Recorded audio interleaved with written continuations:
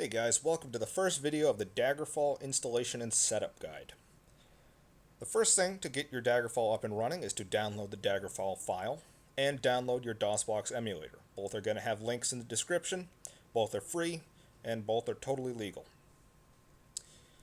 After you have those two downloaded, you're going to need to set up what's going to be the C drive for your DOSBox emulator.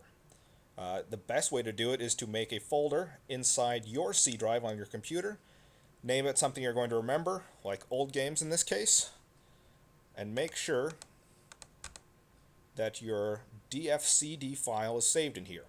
This Dagger file is going to be what's going to be your actual game later on, and for the moment it's just going to kind of sit there.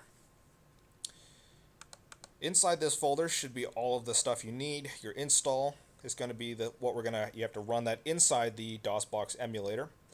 Everything else is all the packed information. Now, to open up your DOSBox emulator, now we have to do a little bit of code here. First, we have to mount the C drive. Choose whatever directory you have named for your DOSBox C drive. That's why I recommend putting it in the C folder itself, because that's all it takes to choose a directory. You're also going to want to add this line to tell the emulator that you have unlimited amount of free size. So we're going to set it to 1000 megabytes. It's going to be more than enough size for even the largest installation of the game. Now we have to mount the D drive, which is going to be your emulated CD. For this, we're going to direct the path to the dfcd file.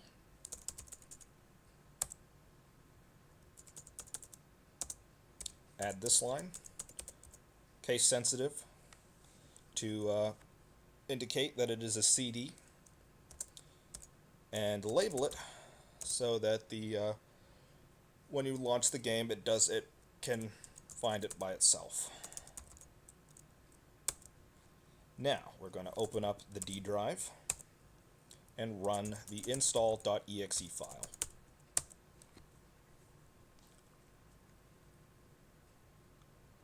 You're going to want to agree to the terms, install the game to your hard drive, and this is how you choose the installation size. The huge installation runs the most smooth, and that's why we needed to set the size, or else you'd only be able to install the medium size without adding that free size line to the program. The default is minimum size, but most people will prefer the huge installation. You're going to want to confirm that you want that.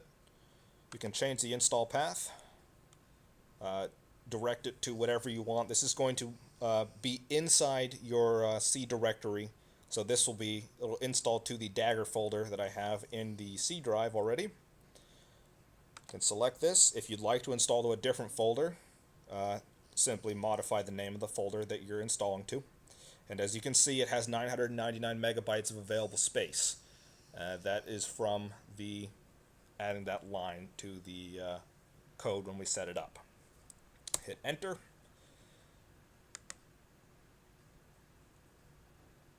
And install.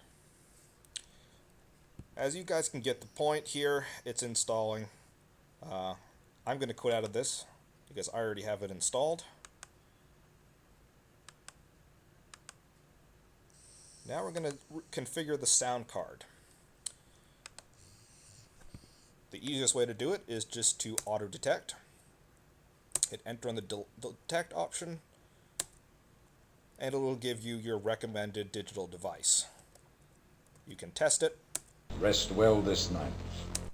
Gives you a small part of the intro cinematic audio file, and then hit OK. Now we're going to go down here. Since we've already selected the digital device automatically, we're going to select the MIDI file. I generally go with Microsoft Sound System. It works pretty well.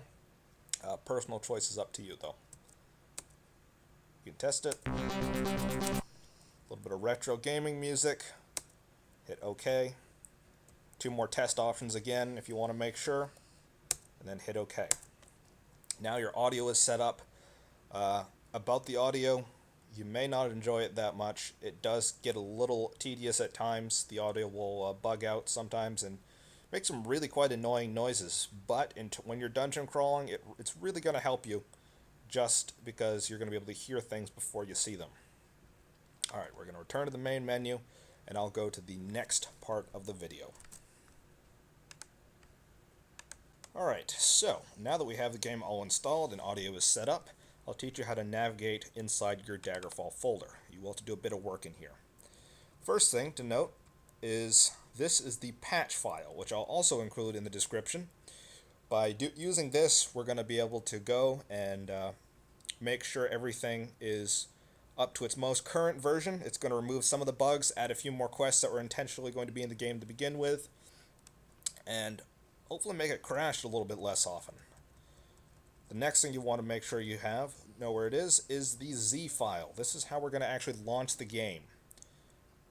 First thing here inside the Z file, open it up with your notepad. You will want to add this line.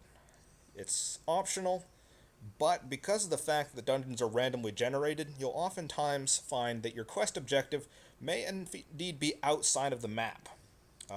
Rooms will occasionally generate unconnected to other rooms with no way to get to them. This will allow you to use something of a console command system, like in Morrowind, Oblivion, and Skyrim.